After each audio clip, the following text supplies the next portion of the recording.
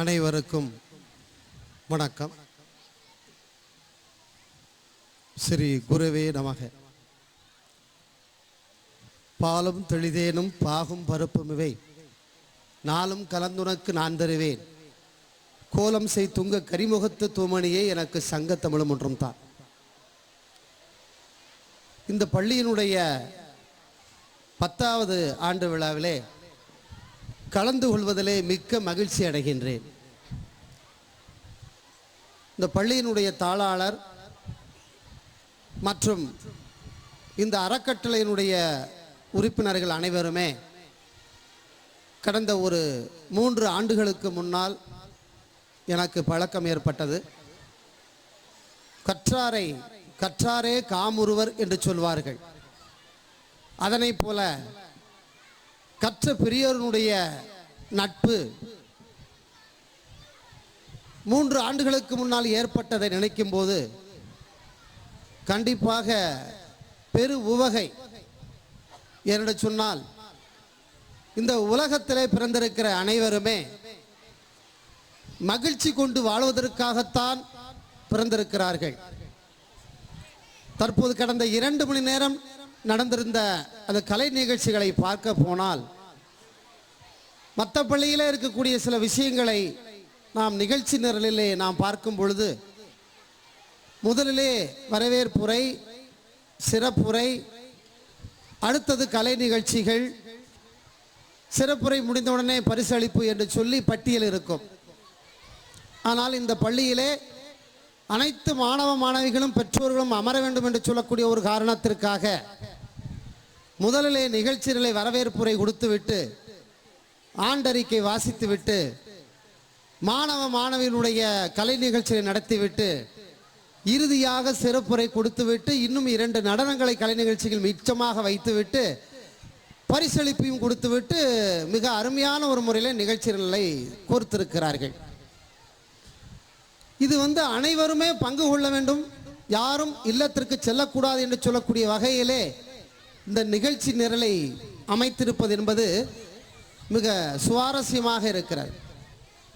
உங்களுடைய சின்ன சிறார்கள் முதல் 8ஆம் வகுப்பு மாணவ மாணவிகள் உட்பட அனைவருமே இங்கே ஆடல், பாடல், ஆங்கில நாடகம், தமிழ் நாடகம், 1000 ஆண்டுகளுக்கு முன்னால் வாழ்ந்த திரு ராமானுஜருடைய அப்பேற்பட்ட ஒரு சிறு நிகழ்வு என்றெல்லாம் பல வகைகளிலே கோர்த்தெடுத்து மிக எப்படி கல்யாண வீட்டிலே பருப்பும் சாம்பாரும் சாப்பிட்டால் மட்டும் போதாது, ஒரு அவியல் என்று இருப்பது ஒரு வைப்பார்கள்.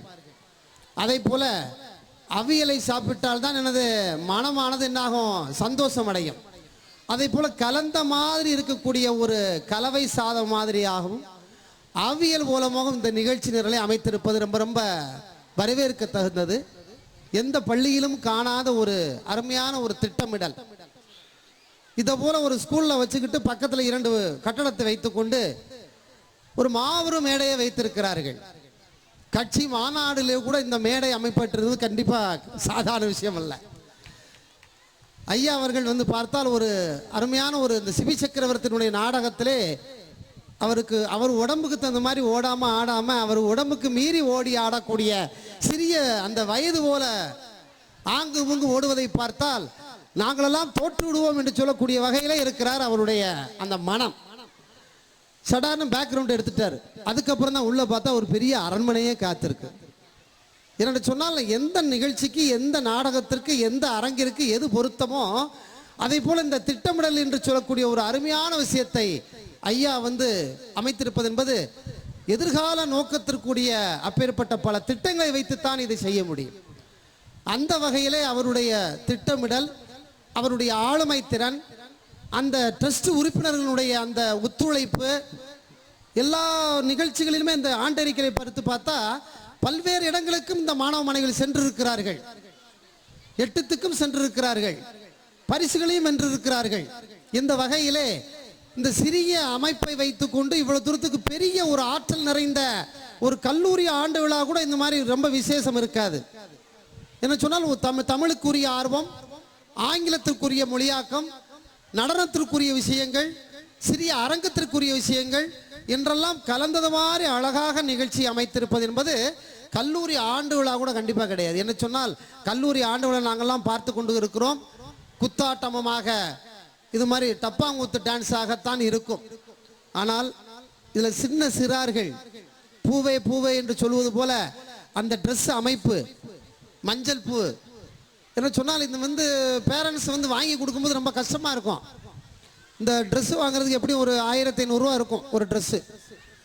வீட்டில் அவங்க கணவன்கிட்ட சொல்லி 1500 ஒரு ட்ரெஸ்ஸு வேணும்னு சொன்னால் இந்த ஸ்கூலில் ஒரு வேலையே இல்லையா, இதே பொழப்பு தானா, 1000 நாங்கள் தர முடியாது அப்படிலாம் வீட்டில் என்னது சண்டை போடும்போது அப்படியே குழந்தை தனியாக உட்காந்துருக்கும். அம்மா இது கூட நீ வாங்கி தர மாட்டேன், என்னை பெற்றதுக்கு என்ன உனக்கு என்ன விஷயம் அப்படின்னு சொல்லும்போது அந்த சிறுவர்களுடைய ஆசை நிறைவேற்றுவதற்கு அந்த இல்லத்தினுடைய தாய்க்குளம் பட்ட பாடு இருக்கிறதே மிக மிக அதிகமாக இருக்கிறது.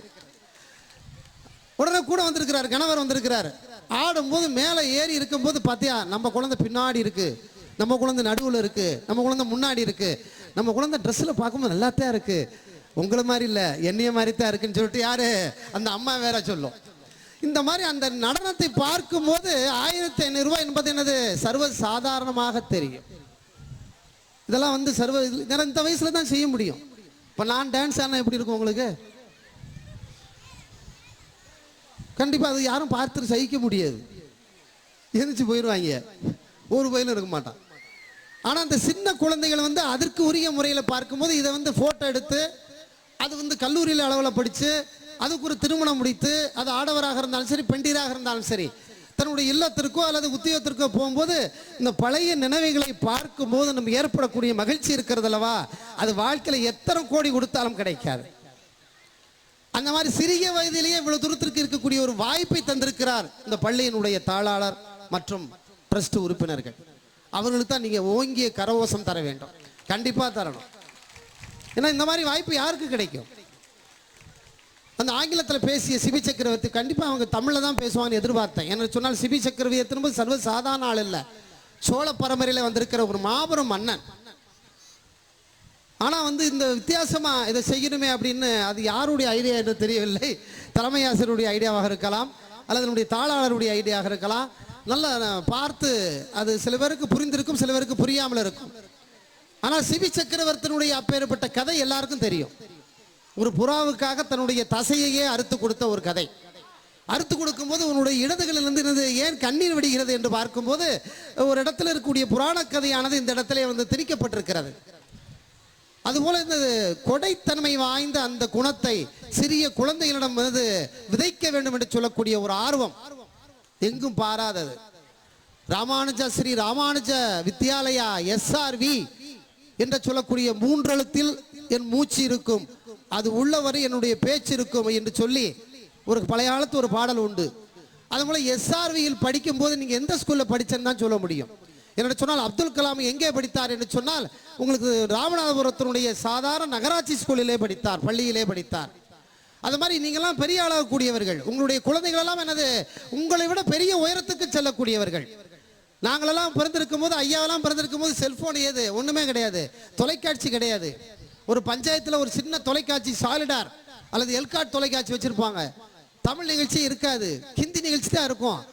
வாரத்துக்கு ஒரு மாதிரி சித்திரகார் என்று வெள்ளிக்கிழமை சினிமா பாட்டு போடுவாங்க, ஒரு 4-5 பாட்டு.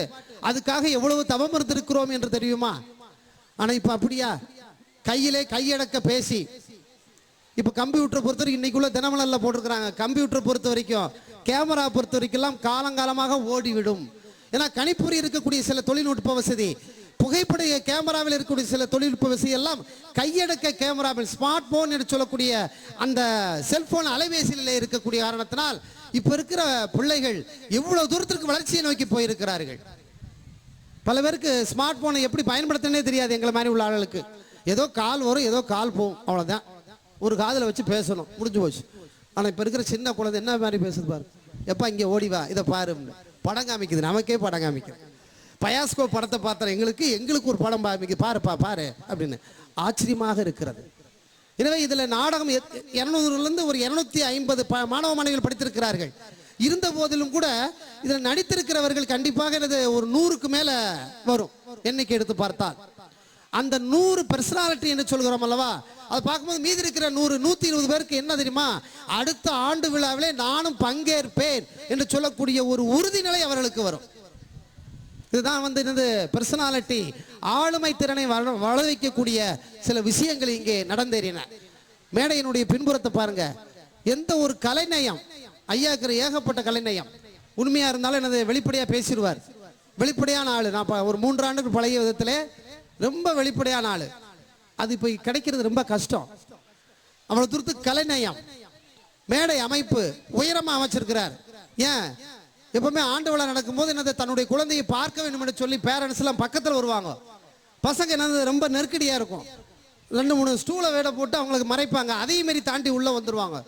அதையெல்லாம் கணக்கிலிட்டு உயரமான மேடை அமைத்தால் கண்டிப்பா என்னது தலை தான் எட்டி பார்க்கும், அப்படிலாம் ஒரு கணக்கு வச்சிருக்கிறாங்க தாளாளர். எனவே அவருடைய அந்த அந்த திட்டமிடல் பாராட்ட தகுந்தது. ஆனால் என்னது பெற்றோர்களை இங்கே படிக்கக்கூடிய பிள்ளைகளுக்கு புரிகிறதோ இல்லையோ, இனி வருங்கால பிள்ளைகள் உங்களுக்கு அதிகமாக வளரும் போது ஒன்றை நினைவில் வைத்துக் கொள்ளுங்கள். இவ்வளவு தூரத்துக்கு கஷ்டப்பட்டு வளர்ந்த பெற்றோர்களை கைவிடக்கூடாது என்று சொல்லக்கூடிய ஒரு உறுதிப்பாட்டை 8ஆம் வகுப்பு மாணவ மாணவிகள் வரைக்கும், விவரம் தெரிந்தவர்களும் சரி விவரம் தெரியாதவர்களும் சரி, இதை ஒரு ஆயுதமாக வைத்துக் கொள்ள வேண்டும்.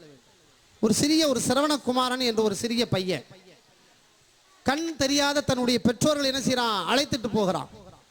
அவங்களுக்கு ஒரு ஆசை, காசி யாத்திரை போகணும்பா அப்படின்னு சொல்லி குழந்தைகிட்ட சொல்லும் போது, ஏம்பா கண்ணு உனக்கு தெரியாது, காசி யாத்திரை தேவையா அப்படின்னு அந்த பையன் சொல்லாம என்ன பண்ணிட்டான், சரிப்பா வாப்பா அப்படின்னு சொல்லிட்டு, எப்படி சிவி சக்கரவர்த்தி தராசு இருக்கிறதோ அதை போல தன்னுடைய நோயான அம்மாவையும் அப்பாவையும் ஒரு தராசுல வச்சு காவடி மாதிரி தன்னுடைய தோளிலே சுமந்து கொண்டு அந்த பையன் போயிட்டே இருக்கிறான். போயிட்டே இருக்கும்போது, எப்பா எனக்கு ரொம்ப தாகமா இருக்கு, எனவே எனக்கு ரொம்ப தண்ணி எங்கிட்ட இருந்து எடுத்துட்டு வா அப்படின்னு சொல்லும்போது, சரிப்பா அப்படின்னு சொல்லி அம்மாவும் அப்பாவும் பக்கத்தில் ஒரு மரத்தில் இறக்கி வச்சுட்டு இந்த பையன் மட்டும் போகிறான். ஒரு குறைந்தது ஒரு 1/2 கிலோமீட்டர் தாண்டி போனோன்னா ஒரு குளம் இருக்கிறது. அது வெளிப்படையான ஒரு குளம், படிகள் இல்லாத குளம். வாயை வச்சுட்டு என்ன செய்யறான், ஏதாவது கிடைக்காதா என்று சொல்லி ஒரு சிறு கோப்பையை பக்கத்தில் தேடி எடுத்து அப்படியே என்னது அவன் குடிக்கலாமேன்னு சொல்லி வாயை வச்சு குடிக்கிறான். எப்படி மாடு குடிக்குமோ அது மாதிரி குடிக்கிறான். குடிச்சோன்னா பழக்குன்னு ஒரு சத்தம். அந்த பக்கமாக வந்திருக்கிற தசரத சக்கரவர்த்தி, இது ஏதோ ஒரு மான் இருக்கிறது என்று சொல்லி என்ன செய்கிறாராம், அப்படியே அம்பை எய்கிறார். எய்த மாத்திரத்திலே சிறுவன் மீது அவனுடைய அம்பு படுகிறது. தசரத சக்கரவர்த்தியினுடைய அம்பு, ராமனுடைய தந்தையார், அவர் எய்த அம்பு, தெரியாமல் செய்த அம்பு அவன் மீது படுகிறது. பட்ட உடனேயே அலறான். அதுக்கப்புறம் தான் மனிதனுடைய சத்தம் கேட்கறது என்று சொல்லி வேக வேகமாக வந்து பார்க்கிறார். சிறுவன் மீது அம்பு இருக்கிறார். பார்த்த மாத்திரத்திலே பதபதைக்கிறார் இந்த மாவேந்தர். என்னப்பா இவ்வளவு தூரத்துக்கு ஆயிப்போச்சு அப்படின்னு சொன்னா, அப்பையும் பாருங்க, தயவு செய்து நான் இறந்து விட்டேன் என்று என்னுடைய தந்தையை தாயிடம் சொல்ல வேண்டாம். இந்த கோப்பையிலே நீர் இருக்கிறது, தாகம் என்று சொல்லி இருக்கிறார்கள் என்னுடைய அப்பா அம்மா, அதுக்காகத்தான் இதை நான் எடுத்தேன். எனவே இதை தயவு செய்து என்ன செய்யுங்க, நான் இறந்து பட்டேன் என்று சொல்லாதீர்கள். அப்படி சொன்னால் கண்டிப்பா தாகம் இருந்த போது கூட தண்ணீரை குடிக்க மாட்டார்கள் என்னுடைய அப்பா அம்மாவும். எனவே அவர்களுக்கு தெரியாமல் சொல்லாமல் தண்ணீர் குடித்ததுக்கு பிறகு நீங்கள் சொல்லுங்கள் என்று சொல்லி தசரத சக்கரத்தில் அந்த கோப்பையை கொடுக்குறான். அந்த பையன் நேரம் அங்கே போய் என்னது பெற்றோரிடம் கோப்பையை கொடுக்கும்போது, நீ என் பையன் எங்கன்னு கேட்டால் வந்துக்கிட்டு இருக்கிறான்ப்பா அப்படின்னு சொல்லி தண்ணியை குடிச்சிடறாங்க. குடிச்சு முடித்த மாத்திரத்தில் தான் என் பையன் கேட்கும்போது, நான் தெரியாமல் விட்ட அம்பு அவன் மீது பட்டு அங்கே இறந்து கிடக்கிறான் என்று சொன்ன மாத்திரம். அதுக்கப்புறம் பெற்றோர்கள் தசரத சக்கரவர்த்திக்கு நிறைய சாபம் விட்டாங்க, அது வேற கதை. இந்த இடத்துல நீங்க பார்த்தீங்கன்னா, அம்மா அப்பாவினுடைய தாகத்தை போக்குவதற்காக ஒரு சிறு குழந்தையானவன் தான் இறந்து விட்டாலும் அவனுடைய ஆசை அல்ல, தாகம், அடிப்படை தேவை, அதை தீர்ப்பதற்காக இந்த சிறுவன் பட்ட பாடு இருக்கிறது அல்லவா. அதை போல இப்ப இருக்கக்கூடிய குழந்தைகள் எல்லாம் தன்னுடைய தாய் தந்தரினுடைய ஆசை என்ன செய்ய வேண்டும், கண்டிப்பாக நிறைவேற்ற வேண்டும். அதான் ரொம்ப ரொம்ப முக்கியமான ஒரு நீதி கருத்து. இன்னொரு கருத்து என்ன செய்யறது, பொய் பேசக்கூடாது என்று சொல்லக்கூடிய ஒரு கருத்தை இந்த இடத்திலே சொல்வதிலே பெருமை அடைகிறேன். இது சர்வசாதாரணமா எல்லாருமே சொல்லியிருக்கலாம். பொய் பேசாதவன் யாரு, ஹரிச்சந்திரன் என்பது. ஹரிச்சந்திரன் கண்டிப்பா பொய் பேசியிருக்கிறாரா, இல்ல, ஆனால் பேசியிருக்கிறார், பல தடவை பேசியிருக்கிறார். அவருக்கு குழந்தையே இல்லை ஹரிச்சந்திரனுக்கு. உடனே என்ன செய்கிறார், வருண பகவானை நோக்கி தவம் இரு என்று சொல்லி வசிட்டர் சொன்ன உடனே தவம் இருக்கிறார். மாபெரும் தவம் இருந்து கடைசி வருண பகவான் காட்சி கொடுத்து உனக்கு குழந்தையை அருளுகிறேன், கவலைப்படாதே. ஆனால் குழந்தை பெத்த உடனேயே ஒரு யாகம் நடத்த வேண்டும். அந்த யாகத்திலே உன்னுடைய குழந்தையை அந்த யாகத்தில் நீ போற்றணும், எனக்காக சம்மதமா அப்படின்னு சொன்னோன்னா, மார்க்கண்டேயனை பெற்று இருக்கக்கூடிய தாய் தந்தையர் என்ன செஞ்சாங்க மாதிரி, சரி நான் போட்டுறேன், அப்போதைக்கு எனக்கு குழந்தை இருந்தா சரின்னு சொல்லிட்டு போதுன்ட்டு ஒத்துக்கிட்டார். குழந்தை பிறந்தது ஹரிச்சந்திரனுக்கு. பிறந்த உடனே வருண பகவான் தோன்றுகிறார். என்ன யாகம் நடத்த ஆரம்பிக்கலையா, குழந்தைய போடு, எனக்காகத்தானே நீ வேண்டி இருந்த, கொடுத்துட்டல்ல, நான் கேட்டதை நீ கொடு அப்படின்னு சொன்னோன்னா என்ன செய்யறாரு, போய் பேசுறார். குழந்தை பிறந்து தீட்டு கூட கழியவில்லை. தீட்டோடு யாகம் நடத்தினால் அது உனக்கு சேராது, அவிர்பலி. எனவே இந்த தீட்டெல்லாம் கழியட்டும் என்று சொல்லி ஒரு 41 நாள் கழிக்கிறார். 41வது நாள் நிற்கிறார் வருண பகவான். தீட்டெல்லாம் கழிந்து விட்டதல்லவா, யாகத்தை நடத்த இல்லை, குழந்தைக்கு காது குத்தணும், காது குத்துனதுக்கப்புறம் நான் யாகம் வளர்த்து எனக்கு பழகிடுறேன்னு சொன்னா, காது